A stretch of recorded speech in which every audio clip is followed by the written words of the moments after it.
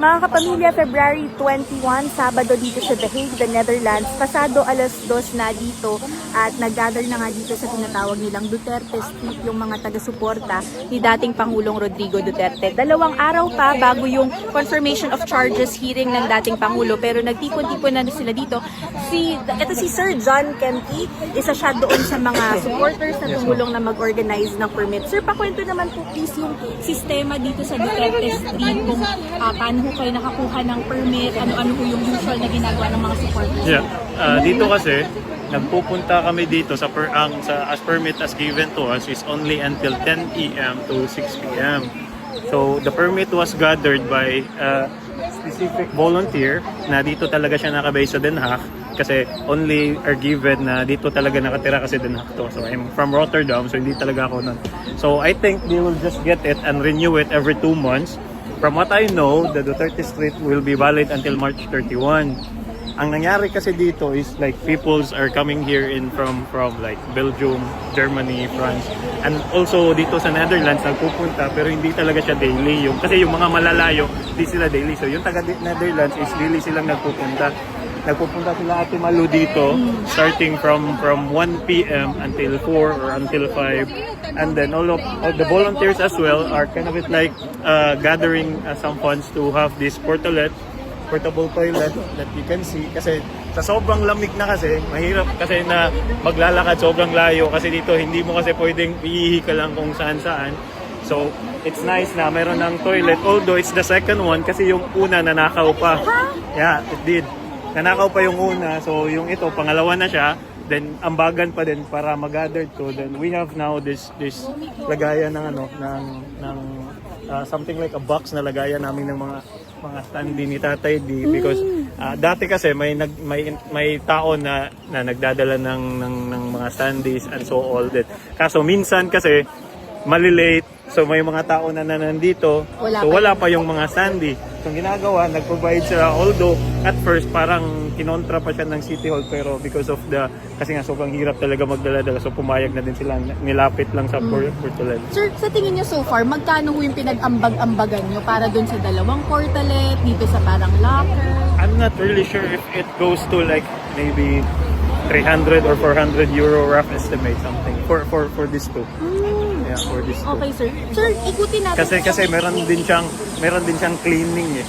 Okay. So, I'm not really sure if it's 30 to 50 euro per month just to clean the toilet kasi pag hindi mo din siya hindi kasi nalinis, I mean it goes stinky ba. So kailangan siyang linisin every month. Opo. Sir, ikutin natin, tour niyo kami mabilis lang dito sa parang cordon off area. Yeah. And also pala, City Hall advised Filipinos just to stay inside the fence of the barricade, something ganun. Sir, patuloy naman po kami.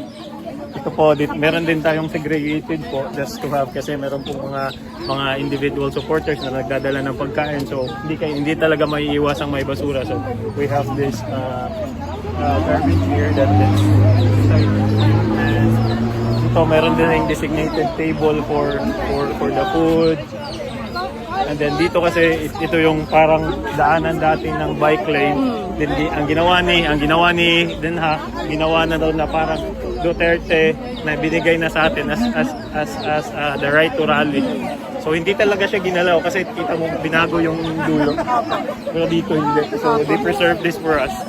Sir, nakita tayo dito sa namimigay. Ano po to, sir? Ambag-ambag din po ba? O si... Most likely, ang meron talagang supporters na parating pumupunta dito, na parating nagdadala ng pagkain. Si Ate Malu. Ay, Ate Malu! Si Ate Malu.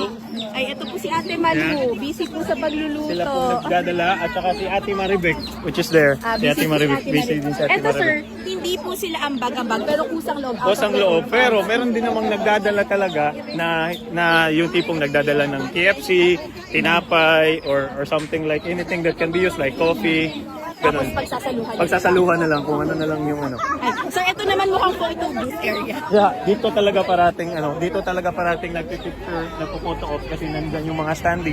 At the same time, nasa likod din yung building ng detention facilities. Okay. Sir, para lang po dun sa ibang mga Pilipino or even those who are not Filipinos, bakit po ba yung ibang mga Pilipino dumadayo pa, even if they are not from the Netherlands, to go here to the Duterte Street? I think it's maybe because of the good governance of PRRD. At some point, naramdaman din talaga kahit nasa... I do not know PRRD personally, to be honest. Like, yeah, I just feel the how he governs, how the Philippines being saved, and then yung tipong ang daming nagbago. Like, the passport goes to 10 years. Since I am an OFW, it could be handy to me na hindi ako magre-renew every 5 years. The license changed to 10 years. So it's a lot that happened that I can really feel when nung naging presidente siya. So it's really about like yung tipong kung ano yung emotional na nalagay sa isip ko or sa puso ko. Ay, sorry po, may mag-picture. Sorry naman. sorry. Wait lang. Ganun yung mga parang siguro personal na lang na hindi ko na napansin na I have this feeling na pala towards PRRD when this time comes na parang bigla siyang dinakip, parang nasaktan ako. So parang to show my love and support because of what he did for us before. Ito yung ganti ba? Kumbaga sir, nagbabayad ka. Yeah, parang ganun na yung na-feel ko. It's not really like I want it, it's just like I really feel to do it. Parang ganun ba? Okay. Sir, ano na lang po so far inaasahan natin sa Monday sa pagsisimula ng confirmation of charges hearing na? Since I am a pro Duterte supporters, I should pray that talagang hindi ma-prove na hindi talaga siya involved sa extrajudicial killing and he will go home to Philippines as early as possible. Okay. Thank you, sir. Yes, ma'am. Thank you, ma'am Taj. Hopefully okay, ma'am. Vocal, Abi, Black.